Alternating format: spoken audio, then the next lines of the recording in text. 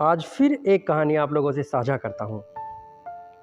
एक राजा के पास कई हाथी थे, लेकिन उनमें से एक हाथी बेहद शक्तिशाली, आज्ञाकारी, समझदार, युद्ध कौशल में परंपरागत था। उसने कई युद्धों में राजा को जीत दिलाई थी और वह राजा का सबसे प्रिय हाथी बन गया था।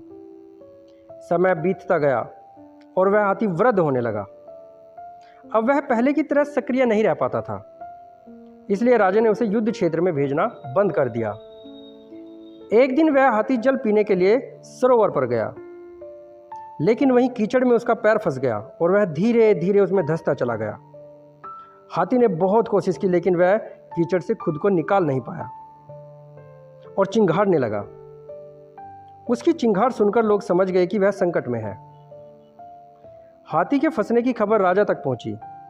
राजा और सभी लोग हाथी के पास इकट्ठा हो गए और उसे निकालने का हर संभव प्रयास करने लगे, लेकिन काफी देर तक कोई सफलता नहीं मिली। उसी समय गौतम बुद्ध वहां से गुजर रहे थे। राजा और उनके मंत्रिमंडल ने गौतम बुद्ध से सहायता की प्रार्थना की। गौतम बुद्ध ने घटना स्थल का निरीक्षण किया और फिर राजा को सलाह दी कि सरोवर के चारों ओर युद्ध के नगाड़े बजाएं। यह सुनकर सभी को अचंभा हुआ कि नगाड़े बजाने से हाथी कैसे बाहर निकलेगा। जैसे ही युद्ध के नगाड़े बजने लगे, उस कमजोर होते हाथी के हाव भाव बदलने लगे। पहले तो वह धीरे धीरे खड़ा हुआ और फिर सबको चौंकाते हुए खुद ही कीचड़ से बाहर निकल आया।